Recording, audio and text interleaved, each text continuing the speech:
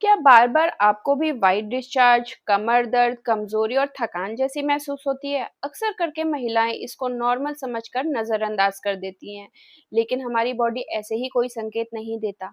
योग में जब हमारा अंदरूनी संतुलन बिगड़ने लगता है, तब इस प्रकार के संकेत दिखाई देने लगते हैं, जो हमारे शरीर और हमारी ऊर्जा पर प्रभाव डालते हैं। नमस्कार, मैं अल्पना। आज हम बात करेंगे व्हाइट डिस्चार्ज यानी ल्यूकेरिया के बारे में। सबसे पहले ये जानना बहुत ज़रूरी है कि हर व्हाइट डिस्चार्ज कोई बीमारी नहीं होता। ये हमारा एक नेचुरल प्रोसेस है जो एक क्लिनिक एजेंट का काम करता है। लेकिन जब ये बहुत ज़्यादा मात्रा में अधिक बदबूदार और इसके साथ-साथ हमें थकान, कमर दर्द और कमज़ोरी महसूस होने लगे, तो समझ जाना चाहिए कि हमारी बॉडी हमें संकेत दे रही है कि हमें अपना और ज़्यादा ख़्याल कैसे रखना है। योग के अनुसार महिलाओं का स्वास्थ्य सिर्फ शरीर से ही नहीं बल्कि एनर्जी बैलेंस से भी जुड़ा माना जाता है। स्वादिष्टान चक्र और मूलाधार चक्र दोनों का संतुलित होना बहुत आवश्यक होता है। बात करते हैं स्वादिष्टान चक्र और मूलाधार चक्र होता क्या है। स्वादिष्टान चक्र हमारे नाभि के नीचे और पेल्विक एरिया के आसपास का माना जाता है। यह क्रिएटिविटी, इमोशंस, फेमिनिन एनर्जी और रिप्रोडक्टिव हेल्थ से जुड़ा माना जाता है। जब ये संतुलित होते हैं तो व्यक्ति खुद को और अधिक शांत और एनर्जेटिक महसूस करता है। अब समझते हैं कि मूलाधार चक्र क्या होता है। मूलाधार चक्र हमारे रीढ़ की हड्डी का सबसे निचला वाला हिस्सा माना जाता है, जिसे हम टेल बोन भी कहते हैं। ये स्टेबिलिटी, सिक्योरिटी और शारीरिक मजबूती का प्रतीक माना जाता है।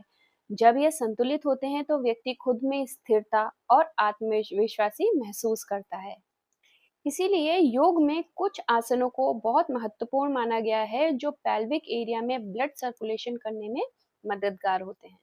तो सबसे पहले स्टार्ट करते हैं बटरफ्लाई से। बटरफ्लाई करने से हमारे पेल्विक एरिया में ब्लड सर्कुलेशन को बढ़ाने में मदद करता है, महिलाओं में रिप्रोडक्टिव हेल्थ को सपोर्ट करता है, हमारे हिप्स और इनर थाइज में की जकड़न को कम करता है और लंबे समय तक बैठे रहने में जो जकड़न होती है ये उसको कम करता है। ध्यान रहे जिसको भी रिसेंटली पेल्विक या फिर हिप्स से रिलेटेड कोई भी सर्जरी हुई है तो ये आसन वो इग्नोर करे, उसको ना करे या किसी की देख-रेख में ही इसको करे। अब करते हैं मलासन।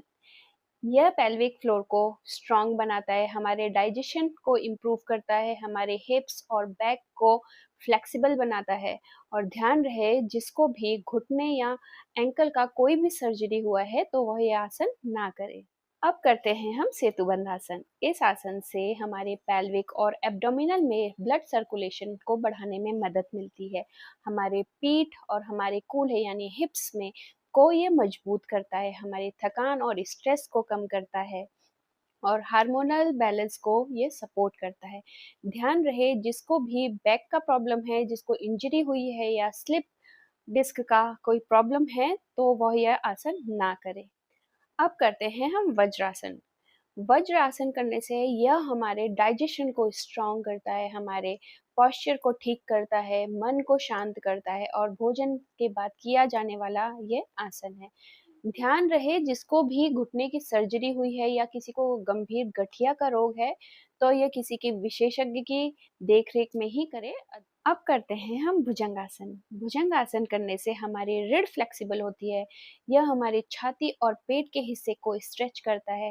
ये हमारे तनाव को कम करने में मददगार होता है और यह हमारी पीठ की मांसपेशियों को मजबूत करता है। ध्यान रहे अगर आपको हर्निया है, पेट से संबंधित कोई भी सर्जरी हुई है या फिर प्रेगनेंसी के दौरान ये आसन आप ना करें। अब करते हैं हम cat and cow. Cat and cow करने से हमारी रीढ़ की हड्डी लचीली होती है, हमारे पीठ और गर्दन का स्ट्रेस कम होता है, ये हमारे पेल्विक एरिया में ब्लड सर्कुलेशन को बढ़ाता है और हमारे शरीर को रिलैक्स फील कराता है।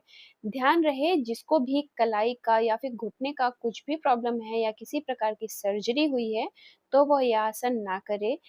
इसके बाद करते हैं हम नाड़ी शोधन। नाड़ी शोधन करने से हमारा मन शांत होता है, एकाग्रता बढ़ती है, श्वास के प्रति हमें सजगता आती है और हमारा मन शांत होता है, शरीर और मन दोनों संतुलित होते हैं, हमारे शरीर में ऑक्सीजन को ये बढ़ाता है। फिर करते हैं हम ब्राह्मणी प्राणायाम। ब्राह्मणी से हमारे मन को शांति मिलती है, स्ट्रेस कम होता है, हमें नींद बेहतर आती है। ध्यान रहे महिलाओं में समस्याओं को छुपाने से वो बेहतर नहीं होती, उन संकेतों को समझने से वो बेहतर होती हैं। अगर 15 से 20 मिनट आप योग करेंगे तो आप पाएँगे कि आप एक कदम आगे बढ़ रही हैं अपने स्वास्थ्य की ओर।